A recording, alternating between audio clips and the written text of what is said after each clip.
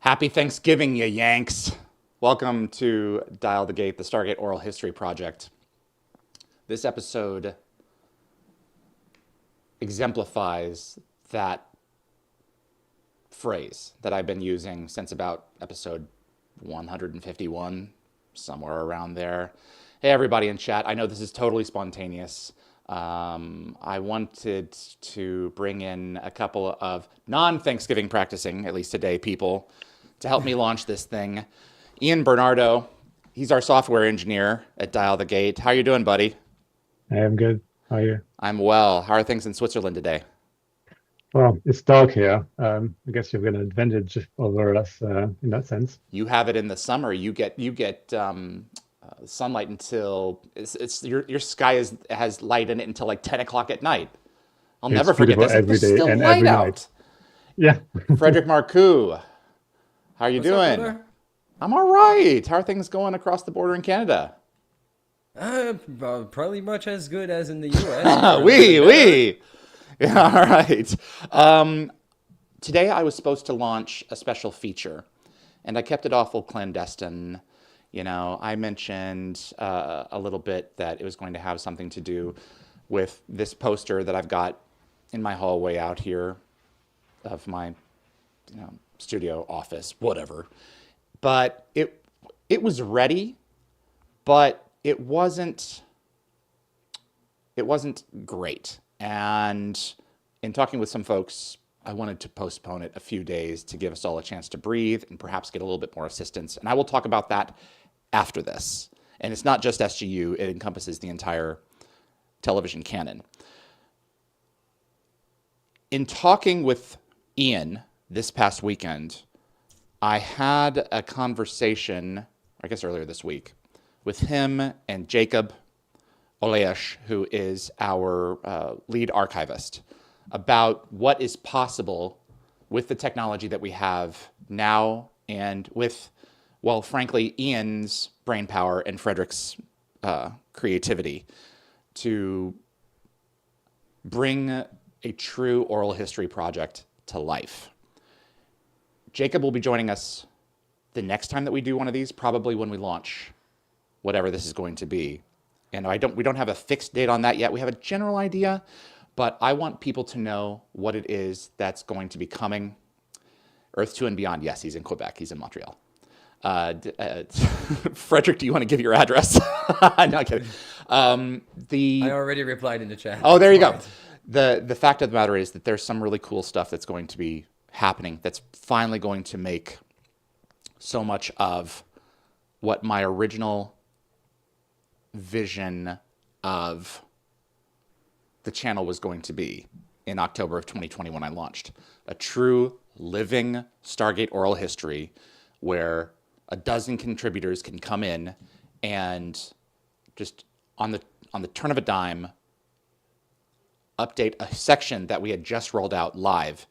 And Ian, you blew me away earlier this week with the possibilities of what that can be, utilizing AI and your own sick genius intellect.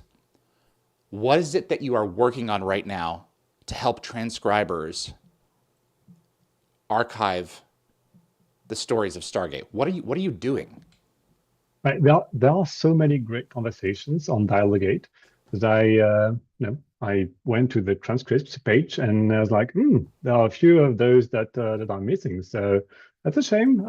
Wonder what we could do with with AI to go into a transcripts page and look at all the ones that are already transcribed, but the ones that are missing was an opportunity to tell a story maybe from people that don't have the chance of listening to an interview. Maybe they need to read it, and so I thought, we have some great technology now with AI, and I just started as an experiment to see if we could just feed the video and see if we could got something back, and it turns out that you liked it. So Oh, I I loved guess it. yeah. And Jacob loved it as well. It is frustrating at this stage. Here's Willie Garson. May he rest in peace. This is the reason why we've created this. It really is. we are losing people now so fast and so unexpectedly. And to get an opportunity to preserve their Stargate stories for the future as this franchise continues to expand is huge for me. What the truth of the matter is that we've been using AI to transcribe for a few years now. We started off with something called Otter, Otter, and it sucked. I can transcribe about, I think I've last clocked myself at like 112 words a minute. And even still, I have to slow it down to about 75% of speed when I am transcribing myself, on average in terms of how fast people typically talk. How I typically talk, because I'm the consistent one through all these. But when we threw in Otter, it was a mess. And I found myself correcting it more often than I was correcting or trying to keep up with it. And the net result was even more time was spent. And Jacob, God bless his soul, General Maximus, I have to give a huge shout out because he's a huge chunk of responsibility for everything that the transcript currently has. We had about 10 folks, 15 folks who were a part of that as well. All of their names are listed on the transcripts page. They're permanently a part of the archive, thanks to them. But he did yeoman's work. And now Jacob is doing the exact same thing. He's taken it even further. And the more pressure I put on top of him, he like manages facilities like clubs and things like that. So it makes perfect sense that he would be the one to respond this way. The more pressure that I put on top of him, the more he's like, now what, coach? And it's the perfect person to hand this over to because he gets it. He gets what it is that we're attempting to do, whether or not it actually turns out that way.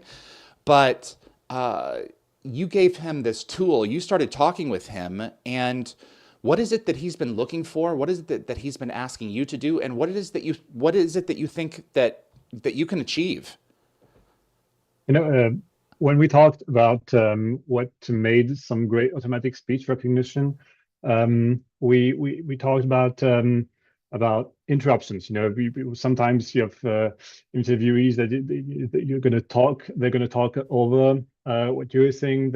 You will interrupt them, and that's a challenge for any speech recognition software. But now we're getting to a point where there's new state-of-the-art models. They can get that nuance and get the interruptions just right, in the sense that they will faithfully transcribe this into the transcript, and then you can edit it much more quickly. Is what I'm seeing, and he liked it as well when we talked about back channel interruptions.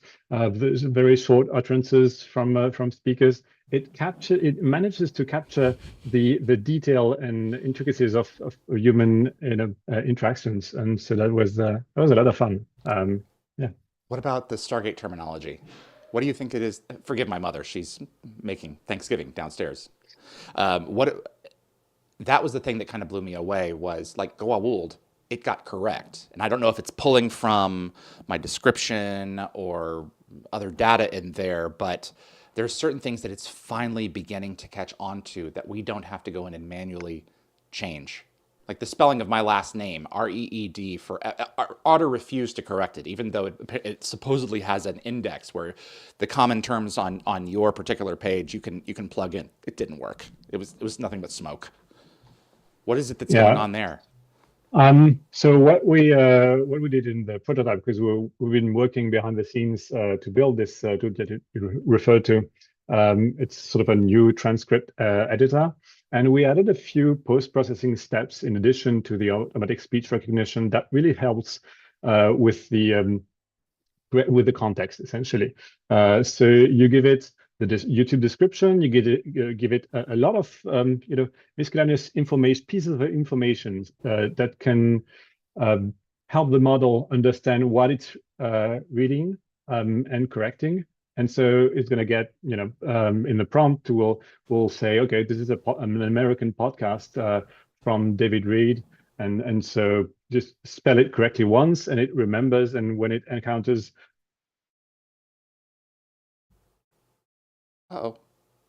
Frederick, are you still with me? The fact that it's Whoops, I lost you guys. When it encounters, that was bizarre.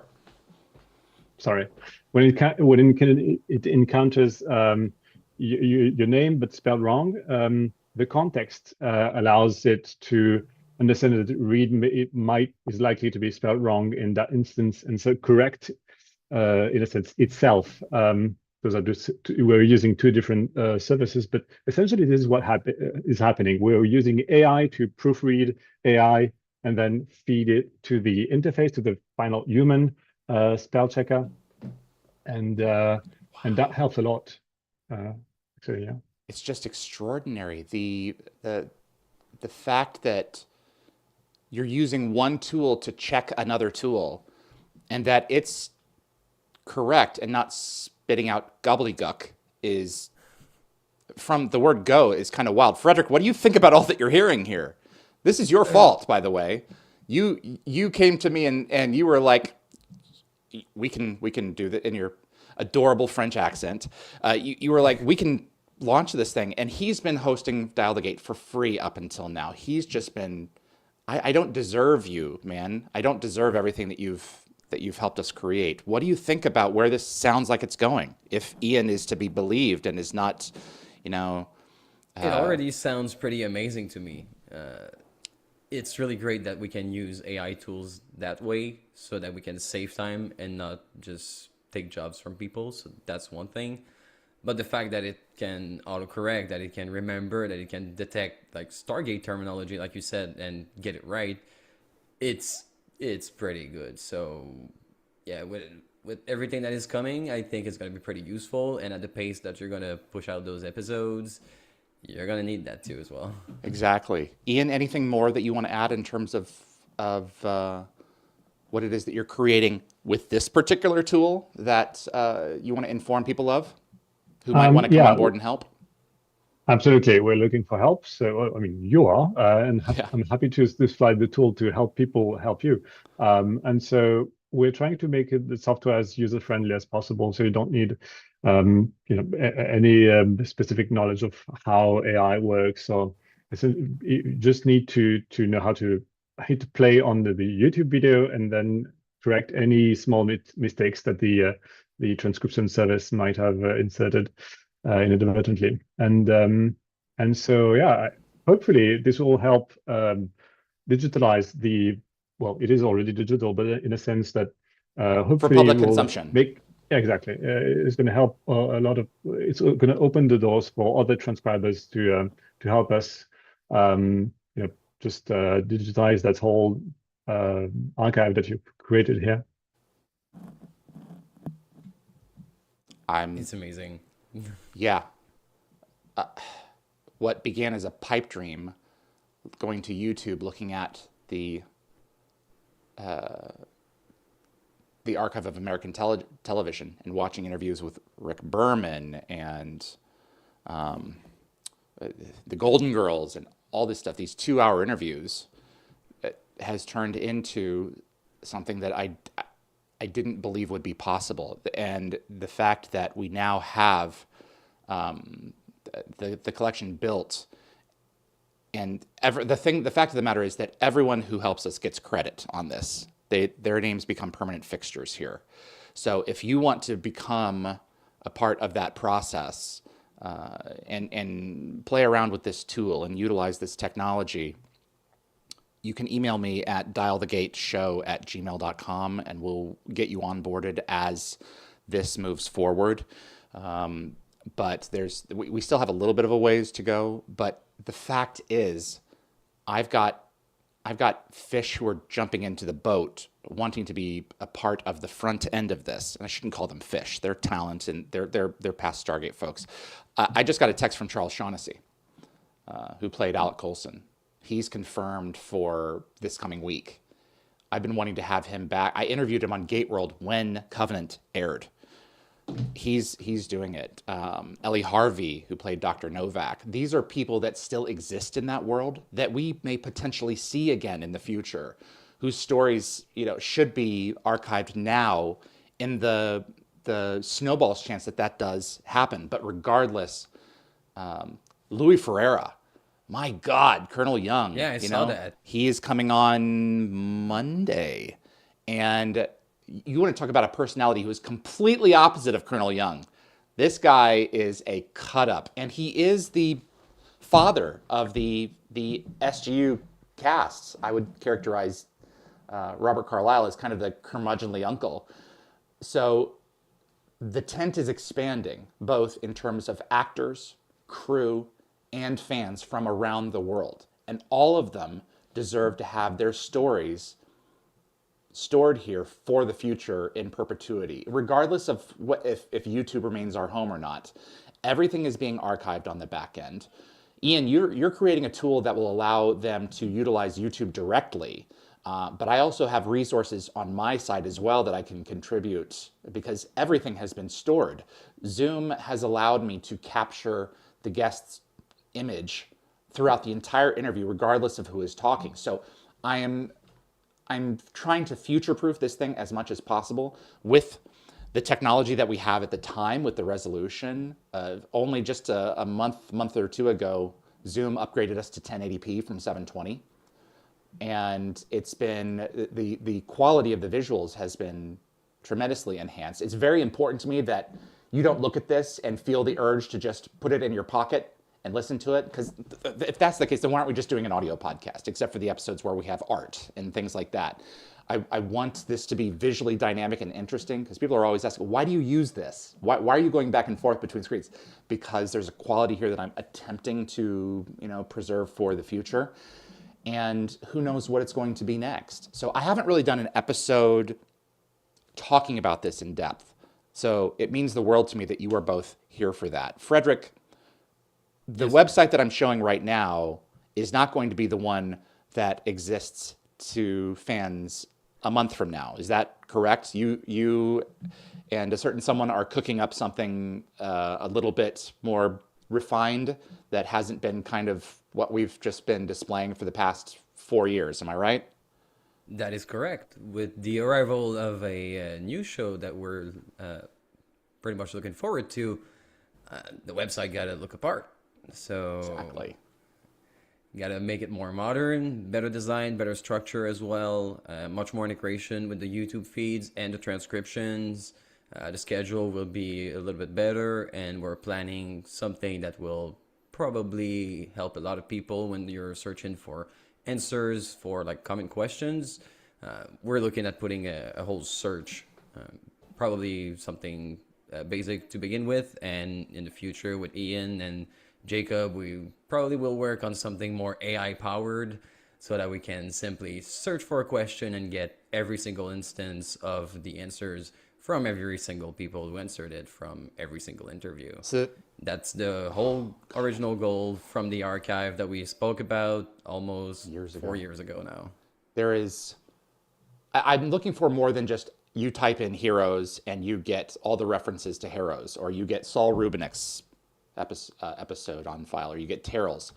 I want you to be able to dynamically enter something and it to give you the range of content that's around it in like a box, as well as the regular way of being able to search for a term, and so that you can have an idea of what's in that section of an interview, as well as just which section contains this interview information to begin with. And you're saying that that's going to be possible?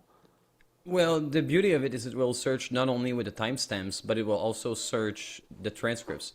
So if you search for a specific query, you will see in the search result the whole transcript around that specific point in the interview. And my goal is to be able to get that as well when you click on it, so they can direct you exactly at the timestamp where that question was answered in that specific video. So you could open basically every search result in new tabs and get every answer for the same question from every single person who answered it. That's the goal with the archive, is to make everything searchable, everything findable, and if we can get it more AI powered, I'm guessing sky's the limit from there. Ian, please tell me your gears are turning when you hear this, because that's what you do. I talk and then you're like, well, I guess I'm doing that now. And it's like, no, you don't have to do that. And it's like, no, yes, we're doing that now. It's like, ah! Because I'm not an AI person, so I don't know exactly what we can do with all of this. I know That's a why little we're bit of having this terminology meeting. and things like that. But Ian, Right. you're probably more the I guy for think what this. you're describing is essentially we're trying to build a library where you can ask AI a question. It will tell you, oh yeah, that concept appeared in this episode, in this interview, this person talked about that person, and during this event, there was at that time, and all of that information has to surface because when you're when you're deep into a show like this, we just too much fun not to capitalize on all that content. We need to build a very deep search engine. And I mean, when you look at the ways Google can surface some information from a corner of the internet. It's really something that aspires me to try to replicate, right? You go, what about I saw this prop online. Can you tell me in which episode it was used? What's the story behind it? The pre-production, the production use of that item. All of that is when you're building. I guess it's not an oral history project anymore. It's a lot more than that. But it starts with the great interviews and all that content that you can surface once you've transcribed it and then made it searchable. Yes. Visually, I think the closest thing that I'm trying to describe, if I may use a visual metaphor, is this. So something that will associate with one piece when you provide another piece, and you can just go further and further down the rabbit hole. Now, it may not look like that on the back end, but the intent behind it is the same, so that you really can start to commence a new journey of discovery in terms of Stargate facts and knowledge. Darren and I have talked about a book for years. Like when we're in our late 50s, early 60s, somewhere around there. And now it's like I think paper may be so yesterday, but this kind of a thing is continually going to be more and more plausible to carry this to the next level. And I have to thank you guys from the bottom of my heart for making this possible, because I refuse to take money from fans. I won't do it. I think I don't have a problem with other creators doing it. I can't bring myself to do it. I don't care how much credit card debt I have. It's not right, especially with everyone trying to feed their families in this day and age. It's a big deal for me to make sure that all of this that we create is available to everyone the world over and for free from day one. I don't care if the show is back or not. It's not happening. So the fact that you guys are on board and are helping me create this is fantastic. And I'm so immensely thankful to you guys. Anything else that I missed that we want to cover here before I move on to what was supposed to have been launched today but is coming next week instead? Well, for me, I just want to say I can't wait to see all the AI transcript stuff, because I'm really curious about how it's built and everything. As looking good. A programmer, I'm always curious. But also, I can't wait for all the people to see the new website, because it's going to be way better, more modern, and more in line with what we expect for 2025 and an upcoming, hopefully, 2027 show or something.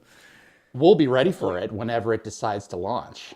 Exactly. In whatever form it may take, in whatever galaxy it may appear. So. And in the meantime, whenever we get, I don't know, new information, and you get to interview Martin again, or Brad, or Joe, or if you could get Roland Emmerich to comment on their involvement, that would be pretty nice as well. That would be just better on the side. It would look great, just better than what it looks like right now. Well, Darren is the forward-facing. I'm the backward-facing. I've said this before. We meet in the middle. I'm very interested in preserving for the future. I don't care to get spoiled in particular. If it serves a function that I'm doing, perfect. But I really want to archive. And Darren's the disclosed guy. So if anyone wants to come on here and talk about the past, that's great. If they want to talk about the future, I'm not going to stop them, but it's not what I'm in it for. So this is the perfect setup for that. And I just can't wait to see what happens next with the tools that we have at our disposal. Ian? It's going to be great. I mean, yeah, we're going to build the Stargate Oracle is what I think the end result will look like, and I can't wait to have the people helping us to transcribe all those episodes and put them on the brand spanking new website. That's going to look amazing. There is a meeting place that appeared very early on in season 1 of Stargate SG-1, where 4 great races came together to discuss affairs of common interest. And that place... Meaning of life stuff. Meaning of life stuff. That's exactly right. And Ernest Littlefield dubbed it Heliopolis. And Ian, you are working on something extraordinary that I hope to one day be able to share here. But it may be something that's not meant for the average end user. That doesn't mean that production can't be assisted by it as they give birth to this next thing, this SG4 that I've been calling it for the past few years on this channel.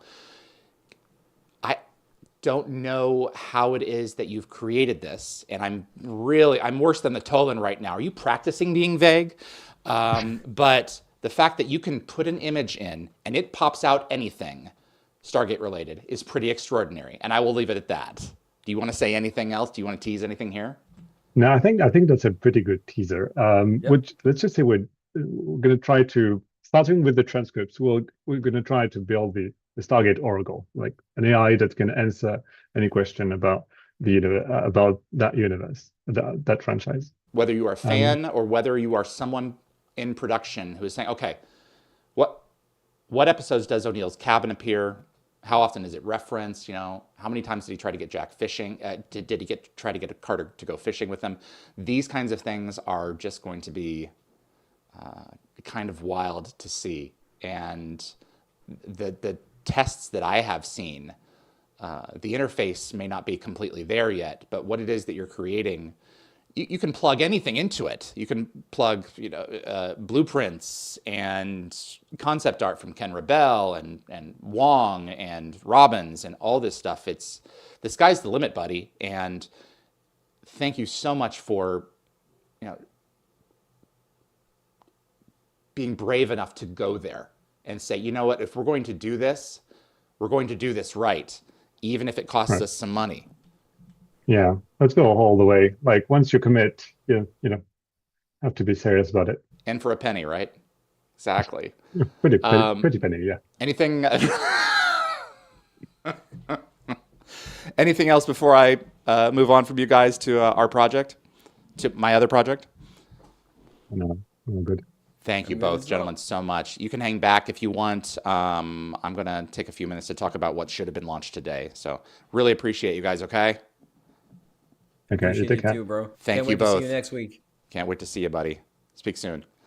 Frederick is helping me build my new computer ecosystem here because just as we launched today, OBS, the utility that we use, crashed on us twice. And it was like, oh my God, this thing, I need a new system. I think it's feeling that I'm creating more stuff with it than it did before, and I feel like my PC is fighting back. It's the one that I had built just before COVID, and it's feeling its age, and I can't get it to keep up right now. So he's going to come out, and we're gonna. Let's be thankful Black Friday is tomorrow. That's all that's all I'm saying. Today, I was going to launch a tribute to Joel Goldsmith. We weren't friends. We were friendly, and he gave me much of his music over the years, select cues, because he knew that I was a big fan. And I wanted to create a memorial to him with Rachel Luttrell, who worked with him in season 2 of Atlantis, an episode called Critical Mass, a song called Beyond the Night. And there's some stuff that I want to share with you today from Rachel that we've been working on, and from Matt Wilson, Eagle SG, who is making images that fans made years ago come to life. What I showed at the beginning is a poster created by Chris Diston, who I've been trying to get in touch with for years, and will continue to try and get in touch with, because I think he created the single most captivating piece of Stargate fan art digitally that has, at least for me, been conceived. And it is the bedrock of what I hope will be, next week, a worthy tribute to Joel. I am going to demo some of the content from this 60 to 90 minute presentation, because I did promise that it was going to be today. But Brad Wright and Robert C. Cooper want to contribute their thoughts. So I'm going to show you where we are at today. And if you want to help, hang back. Have a look at this.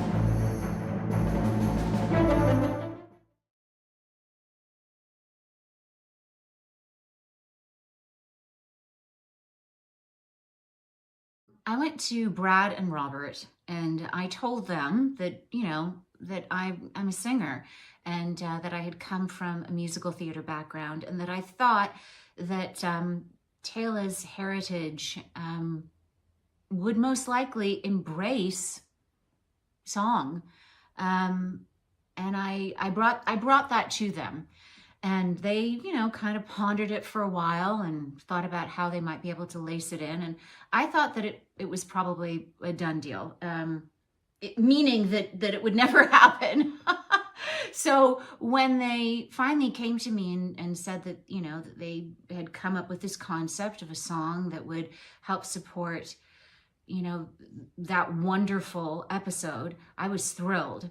And I was beyond thrilled that I got to work with Joel. Yeah, it was wonderful. I was super, super excited. Joel was a perfectionist, obviously. And there was a little bit of give and take with the words, which I was happy to be involved in a small part. But yeah, flying down to Los Angeles, which was my home before, I moved up to Vancouver, was terrific. And getting to meet Joel for the first time, he was, really, really welcoming and super excited about working on a piece of music that incorporated voice and song and lyric. And his studio was spectacular. I remember his home studio just kind of blew my mind. And we worked a lot. There was a lot of like back and forth and trying to feel through the song and what we wanted it to eventually stand for and be. And I have, as I said, I come from a musical theater background, so I have some vibrato in my voice, and that was something that Joel decided that we could probably try and mute. So there was a lot of playing with vocals, but we had a wonderful time. And then I did have to fly back again to record a little bit more of the song. And I got to, go out to dinner with Joel, and I met his family, and I really felt embraced by him. And, we had some conversations about putting together a CD. He was super excited about that. And we never got an opportunity to do it. And he was always very, very busy with, scoring Stargate. And then, he became ill, and we never had an opportunity to work on that. But I still, hold it very, very dear that was something that he wanted to do, and that we had those conversations. And, it's a possibility that never happened, but it's still really wonderful that it was something that we got to talk about and get excited about. It's been a few years since I've sat and, actually taken some time to reflect upon Joel's wonderful score, and how much it lended to our story. And the fact that I got to be a part of that is wonderful. It's awe-inspiring. That the fact that I got to work with somebody who was so talented and such a perfectionist and so imaginative and creative, and that we got to create this song that that the fans have loved for years and years and years, and that was really, really powerful and important to the story thread for Taylor and her people. It means the world to me. I mean, I'm kind of tearing up, and it's silly, but it means the world to me. So I feel very privileged that I was able to be a part of that. You were born for a higher purpose, to be the leader of our people. And that's why I want you to prepare them for the ring ceremony.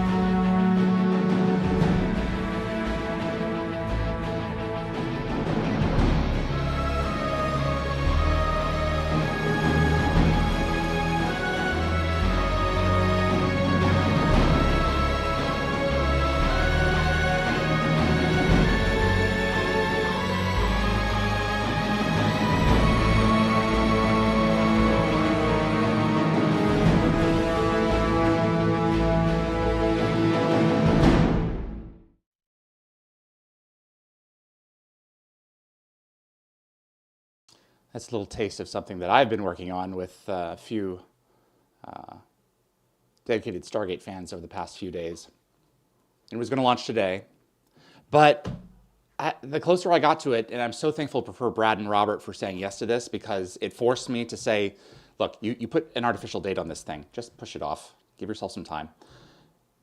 And the other part of it is that most of these are edited by me, and I'm not good enough a video editor in terms of jump cuts, in terms of this amount of time, to be able to pull this off for a 60 to 90 minute presentation without some help. So we're going to be launching this thing next Wednesday. If you have some time and you are a good video editor who, if you get access to the right material, can pull off jump cuts like this, email me at dialthegateshow@gmail.com and see if we can give you one of the pieces, because I've got, do I want to show this? Oh, I'm gonna. In for a penny, right? So let me pull this here. This is basically what we're looking at right now, and I've got a few folks on board to pull this off. And this is what currently the plan is. I couldn't fit every piece of music in, but I wanted to fit something in. And the fact of the matter is, it's the music I like, damn it. So I was like, if we could have something preserved, what would it be? And this has evolved a little bit, and this is not going to be the final version at all. But I am not good enough to pull this off in the time frame needed alone, because why are we pushing this now? Stargate was just announced. I want this thing to come out while it's hot.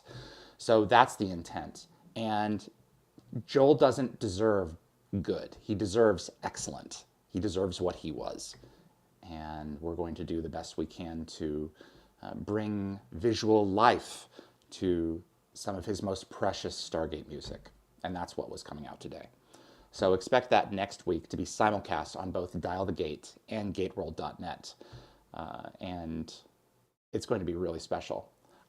You'd be surprised the number of people I've talked with over the years who are like, when they're fans of entertainment and I bring up the music, oh, I'm not listening to the music. Yeah, you are. You're consciously not listening to the music, but you are. And on the other half of that, that's just too bad too, because there's so much that's cool to listen to when you pull stuff out and listen to the leitmotifs and all the little pieces that he sprinkled in there over the years. Stargate, the TV franchise, it's not completely, but very largely the product of one guy's symphonic vision. And we're going to finally bring tribute to him on this channel, something that I've been wanting to do since the beginning.